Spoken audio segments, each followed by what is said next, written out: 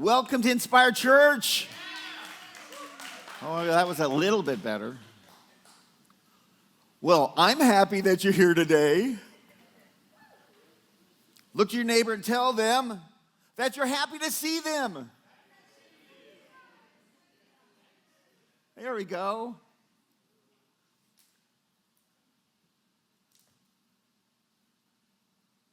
Hey, guys. Jim, hey, guys. How are you? We're happy to see them, too. Beautiful family. I'm looking around. You already know who I am. And my wife. We get to lead this beautiful church of incredible people. So we continue our theme for 2025. You know it.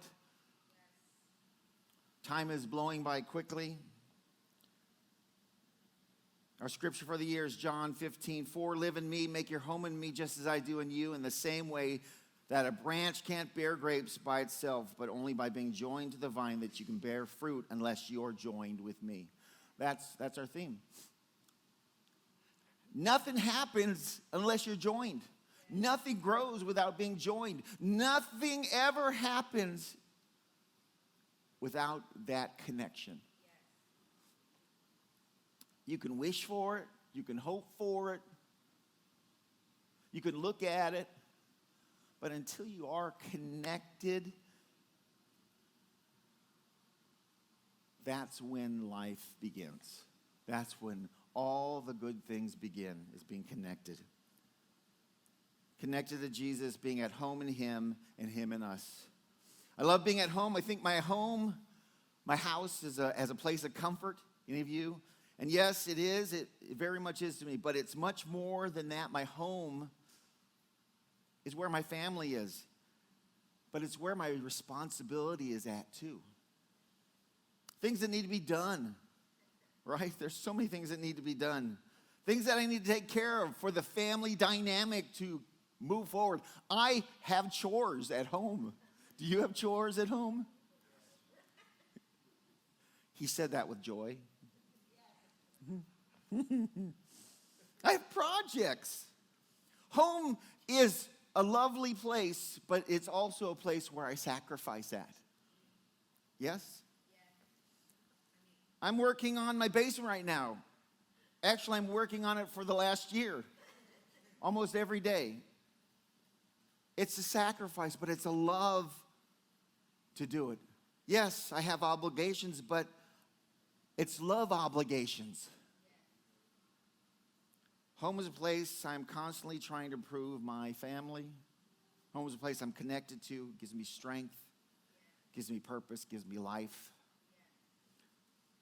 You know, my heart for the church is this very same thing. That this would be a home where people come in and they find life. And then they get filled with purpose.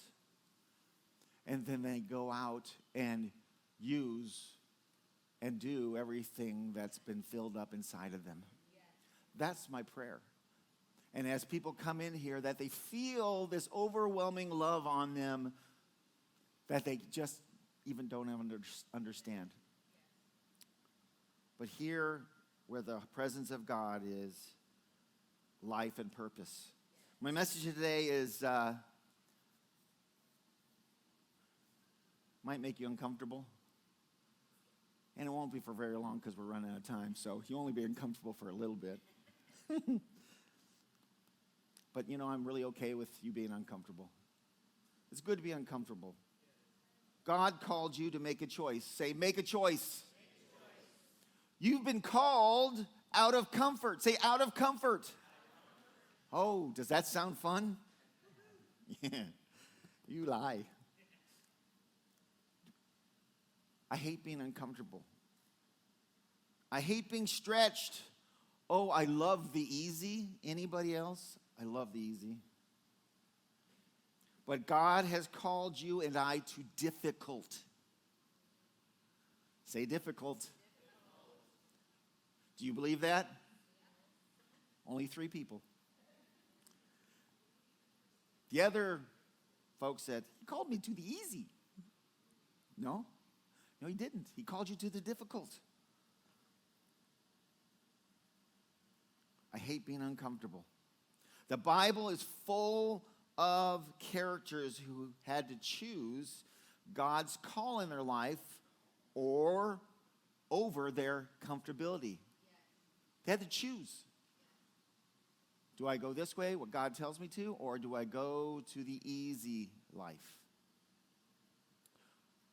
A lot of you have had to make those choices too. For example, Moses. We all know the story of Moses. Tending sheep in the desert.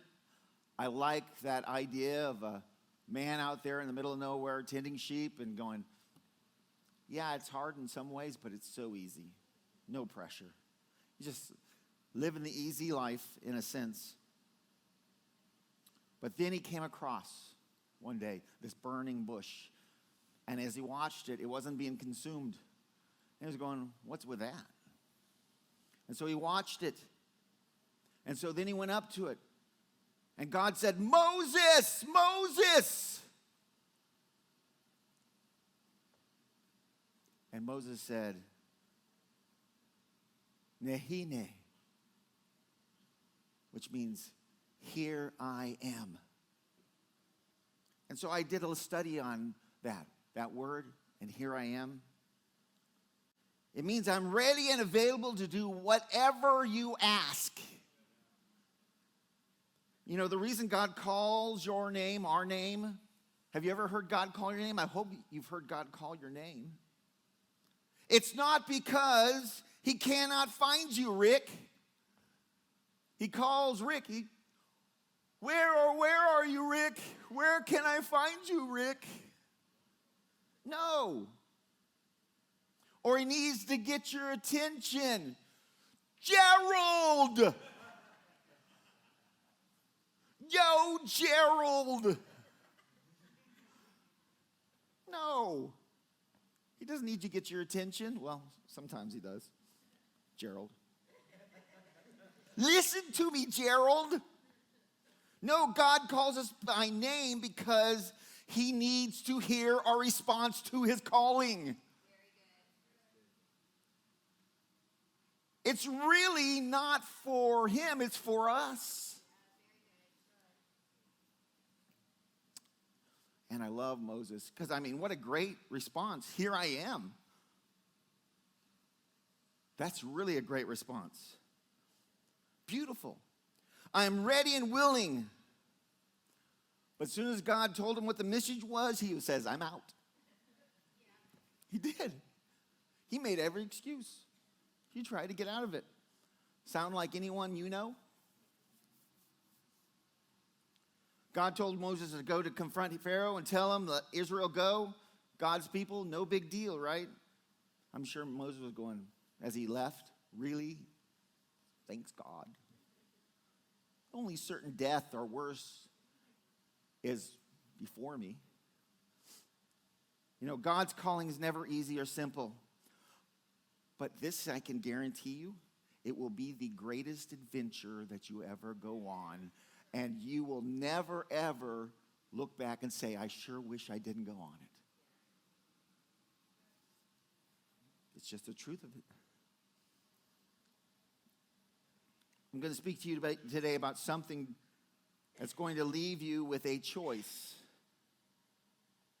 Church, how are you going to respond to God calling your name? How are you going to respond? Are you going to hide?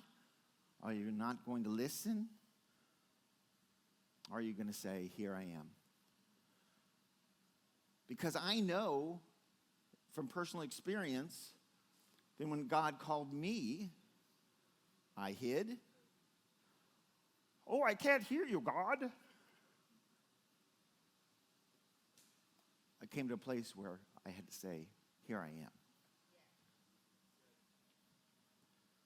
And then God took me on this really fun journey. You know, Henehi is a Hebrew phrase that translates to here I am, which I said, and it's more than a simple greeting.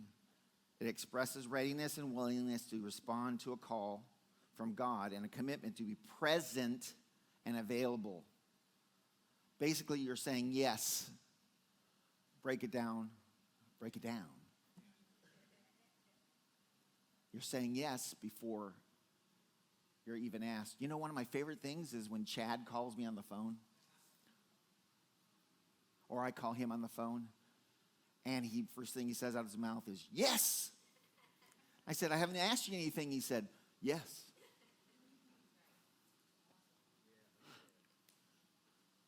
How awesome is that?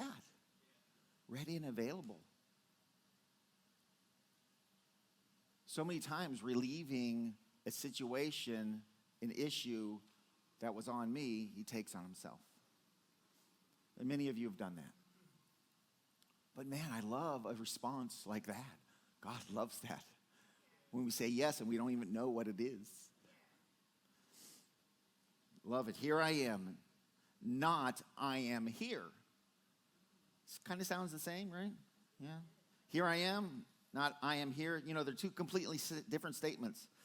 I am here equals, we can get started now, I'm here. You are the center of that focus when you say I'm here. You are in control of it. Compared to, here I am, I'm ready and available to do whatever you ask. Whatever mission you desire me to do, to accomplish, here I am. What do you want me to do, God? God is in control. Because he doesn't even know what, or you don't know what he's going to even ask you. Here I am. Every time God called out someone's name directly, it was to get them to fulfill a purpose and a mission. Amen. It was a call to action. And you know, through that, there were some who didn't, and they failed miserably. But the ones who said yes, it was their defining moment, their finest moment in their lives when they said yes, and propelled them to their future and everything that was going to happen. Incredible. As God calls you and you say yes, I believe it will be your brightest moment for your life. You might not know it in the moment, but when you look in hindsight, it will be. Another story of someone's being called by name. I'm going to have to hurry. In Genesis 22, we all know this story too, of Abraham. Verse 1, sometime later, God tested Abraham's faith. Abraham, God called. Yes, he replied, here I am. Take your son, your only son, yes, Isaac, whom you love so much, and go to the land of Moriah. Go and sacrifice him as a burnt offering on one of the mountains, which I will show you. Great. That's what Abraham would have said. Did I hear you right, God? I just said, here I am, I'm available and ready, but now you're telling me go take my precious son, whom you gave me after so many years. Did I hear you right? Did I hear you right, God? And now you want me to take him and sacrifice him. The one you said that would be my offspring that no one could count, basically. God was asking Abraham to give his most precious possession. The one thing that could stand in the way of fulfilling his mission and purpose. Really, listen to me. Because sometimes our most precious possession is the thing that stands in front of our relationship with God. Come on. It's the thing that gets in the way that we stumble over in our relationship with God. So, it doesn't really say what Abraham was thinking, but I could just imagine. Verse 3, the next morning Abraham got up early. He saddled his donkey, took the two servants with him along with his son Isaac. Then he chopped wood for a fire for a burnt offering and set out for the place God had told him about. On the third day of their journey, Abraham looked up and saw the place in a distance. Stay here with the donkeys, Abraham told the servants. The boy, when he says that, actually the word means also son or young man. So in this interpretation, and then let's see, it uses boy. And I will travel a little farther, he said. We will worship there, and then we'll come right back. So Abraham placed the wood of the burnt offering on Isaac's shoulders. By the way, anybody carry wood before? On his shoulder. It's heavy. So he wasn't a small lad. Yes? While he himself carried the fire and the knife, as the two of them walked on together. You know, he was walking toward what he thought was the end of his dream. Monty's. You thought that you were taking and walking to the end of your dreams. Anybody here? Instead, he was heading into his destiny. Man. Heading into his destiny.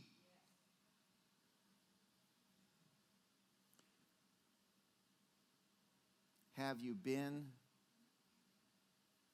walking towards something that you thought was the end? But if we catch it, we'll realize not so. Isaac turned to Abraham and said, Father, yes, my son, we have a fire and wood. The boy said, but where is the sheep for the burnt offering? God will provide a sheep for the burnt offering, my son, Abraham answered, and they both walked on together. I bet that was a tough day. When they arrived at the place where God had told them to go, Abraham built an altar and arranged the wood on it.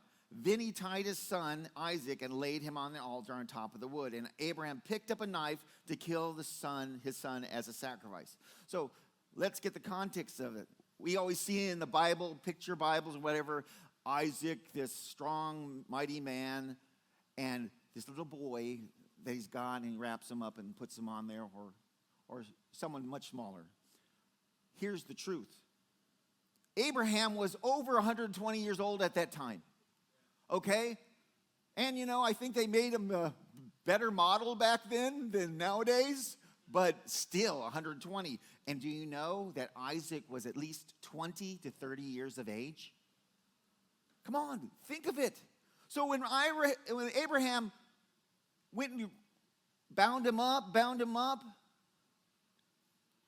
do you think a 20, 30-year-old is going to let a 120-year-old man bind him up and put him on the altar to be killed? Oh, I doubt it. No. It was Isaac being submitted to his father because he loved him and trusted him and knew that his life was his and he would do whatever he asked. He was available in the moment. And that's the way we're supposed to be to our Father in heaven. We might not understand what he's asking us. It feels like he's trying to kill us. He's wrapping us up, binding us, and throwing us on a pile of wood, and he's going to light the match. It feels like that sometimes. Anybody? Am I just the only one? Come on. Because we are submitted and know his character, we say, God, wrap it a little tighter so I don't move. In fact, put it around my mouth so I don't say anything. Yes. Submission to our Father. Obedience to him. At that moment, how good is God? The angel of the Lord called him from heaven, Abraham, Abraham. Yes, Abraham replied, here I am again. Don't lay a hand on the boy, the angel said. Do not hurt him in any way, for now I know that you truly fear God and you've not withheld from me even your son, your only son. Think how amazing our God is. He did not withhold his son, his only son, for us, who was bound and wrapped and killed. Did not withhold. And then Abraham looked up and saw a ram caught by the horns in a thicket. He took the ram and sacrificed it as a burnt offering in place of his son. How awesome is that, guys? So good. God's truth, his plan for our lives. We just have to trust him when it doesn't seem in our mind like this can happen. So do you love him enough to lay all your desires down and serve him, serve his desires for your life instead of your own desires for your life? Because really that's the thing for all of us as human beings. We struggle with laying our lives down because we have so much we want to live for. And it's really hard to get that shift that God has everything for us and to lay it down and trust that he's going to pick it up and take us to the place we're supposed to be so we can thrive and be abundant and live the plan and the mission that he's called us to be and do.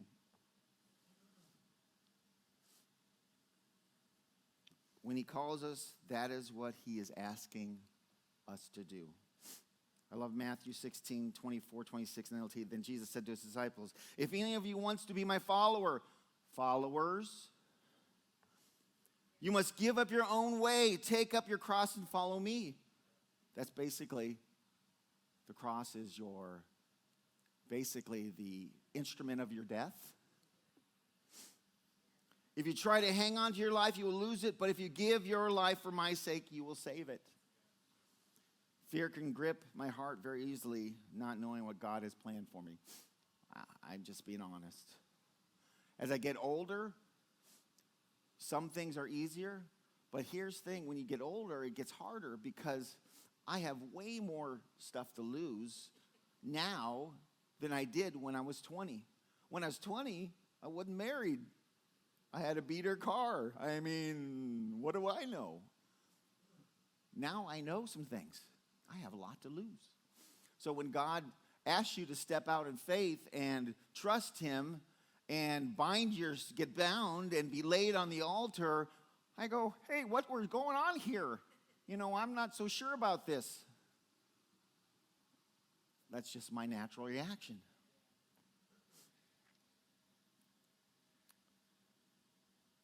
Fear grips my heart.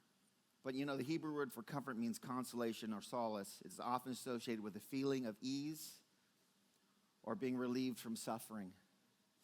Calling over comfort. Called out of comfort.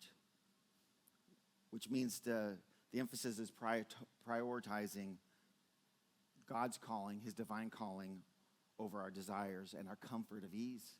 Because we're human, we'll almost always take the easy path, the easy road, the area of comfort. It's just how we're made. So are you willing to lay your will, your comfort down, and even kill it at the altar as Abraham was willing to do? Are you willing to? I would say most people struggle with that. I think Abraham did too, though he marched off and did it. Here I am are powerful words. Are you challenged this morning?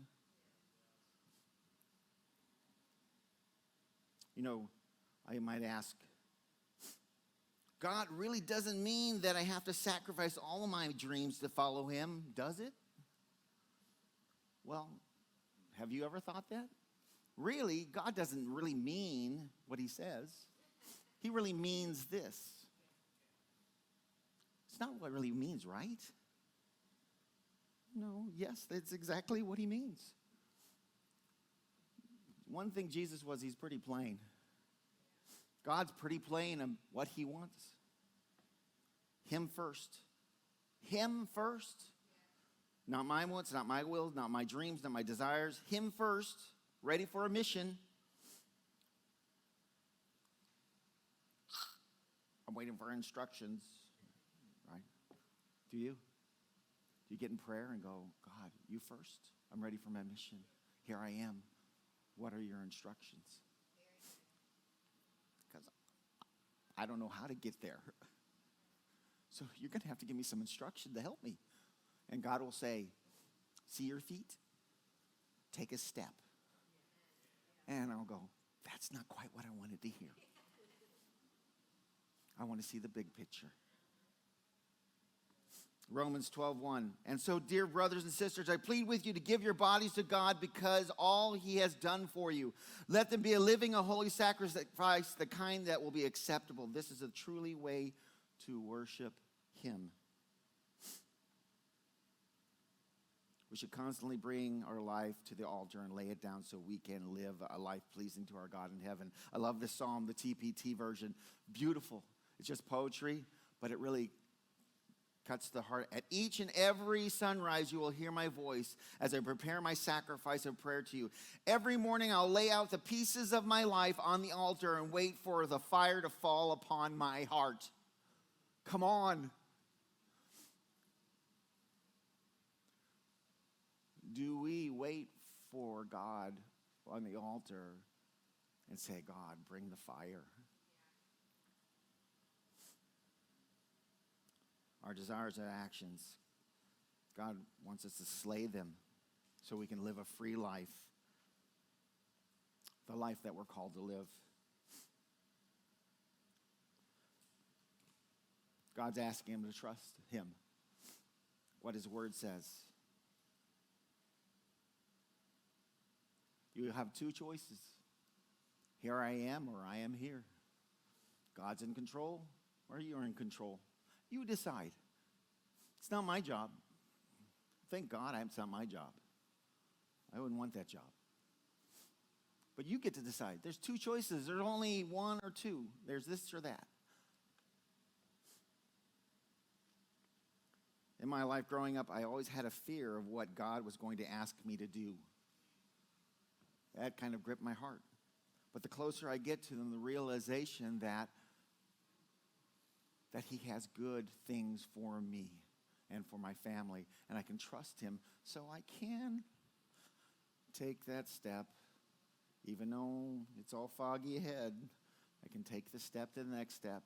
And then suddenly a door opens, and I'm going, oh, okay, God, I'll take that door. Still foggy. Okay, next step. Next step. Something else opens up. Next step, step through. I'm never going to see the whole picture other than God's love for me and that he has a good plan for my life. But God doesn't make it so easy in our life. We have a limited period of time, and it's fearful to walk into the unknown, even though we love God. But how far do we love God to trust him? Are we willing to go to the altar?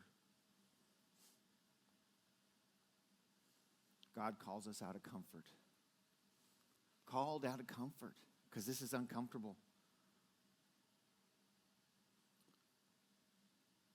The altar is a place where we lay down our lives as an offering, as a living sacrifice, death to our wants, because his calling for our life is better than our desires. If we can ever just get that in our heart, is our desires are nowhere near as good as God's desires for our life. And when we catch that, I've had dreams in my life, and I thought they were awesome, but as I look back and know what God's desires are for me now, those were just pale compared to the true desires and the true dreams of my life. They were just substitutes, meaning nothing. Nothing. The altar is where we encounter God's presence. The altar is a place of worship. The altar is a place of sacrifice. The altar is a place of laying down you. That's what the altar is. Band, why don't you come up? Abraham wasn't only laying down his only son, he was really laying down himself. It was a 2-for-1 gig. I thought that was pretty good.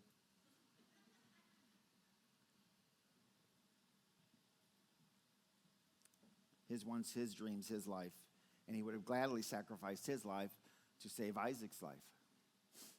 Choice. You can't be a disciple of Christ without laying down your life at the altar and following him. Called out of comfort. Come on, church. Let's close our eyes. We're a few minutes over.